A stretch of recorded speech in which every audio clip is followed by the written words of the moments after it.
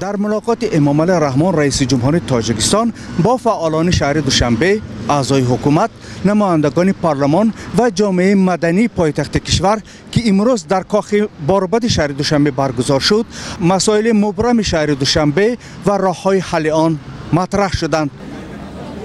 امامعلی رحمان رئیس جمهوری تاجیکستان در این ملاقات از آژانس نظارت دولتی مالیوی و مبارزه با کارپسیا خواست که سنجش استفاده پولهای بودجه کشور و پایتخت را برای ساختمان انشاء در دوشنبه تا 1 ایول به آخر رساند. تفتیش استفاده پول بودجه در ساختمان‌های پایتخت بعد از برکناری محمد سعید عبیداللهیف شهردار پیشین دوشنبه صورت می‌گیرد. رئیس سابقه‌دار دوشنبه روز 12 ینوری همین سال از مقام برکنار شد و به جای او پسر بزرگ پرزیدنت رستم امامعلی تعیین گردید. رئیس جمهور تاجیکستان گفت در 10 سال گذشته نیز آژانس ضد فساد در تشکیلات مؤسسه‌های بودجتی و سوبیکت‌های دیگری خواجگیداری دولتی شهر دوشنبه و ناحیه‌های آن 800 تفتیش و سنجش مالیوی گذرانده به مبلغ عمومی 159 میلیون سومانی ضرر مالیوی آشکار کرده است.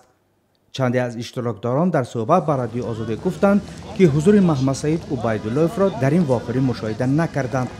با گفته اشتراکداران رئیس جمهور از شهردار نوی دوشنبه خواسته است بیشتر با مردم نزدیک شود. امروز نصیحت صادقانه‌ای که به فرزند کردند، امروز همچون رئیس شهر دوشنبه که باید هر کس در دولتداری خود در سیاست خود پیش رو تکیه به مردم عادی کند. نصیحت هم کردند که قضیه صاحب کارا رستوران با نرو، آشنا در خانه آدمی کم بغل هم راه رو به قضیه کوچه به خانه‌اش برو، همونجا هم برکتش میابی، هم در دلش میفهمی، هم یک دست بیاد کمک میکنه. در ملاقات روز چهارشنبه امامعلی رحمان با فعالان مقامات پایتخت و اعضای حکومت تاجیکستان در تالار کاخ باربد بعد از 1 ماه فعالیت پسرش در مقام شهردار دوشنبه برگزار شد. او در آغاز سخنرانیش هدف این جلسه را بررسی وضع اقتصادی و اجتماعی، مشکلات موجوده پایتخت و دریافت راه‌های حل آن دانست.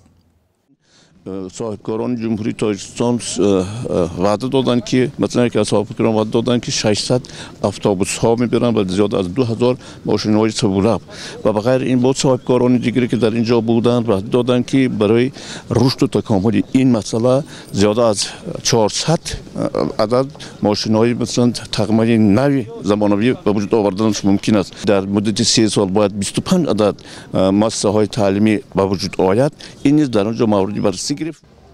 امامعلی رحمان در این واقعه با ذکر چند پیشرفت از جمله فعالیت 468 کارخانه صنعتی در دوشنبه که در مقایسه با دوران شوروی 2.5 برابر بیشتر بوده است، از کمبود مقامات پیشین پایتخت هم یادآوری کرده است. رئیس جمهور گفت که با عیب مقامات سابق پایتخت ساکنان در آغاز فصل زمستان نتوانستند با گرمی تأمین شوند.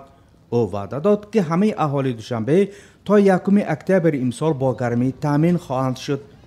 و اینچنین گفت سال آینده مسجد بزرگترین در پایتخت که با سرمایه قطر ساخته می شود به استفاده داده خواهد شد.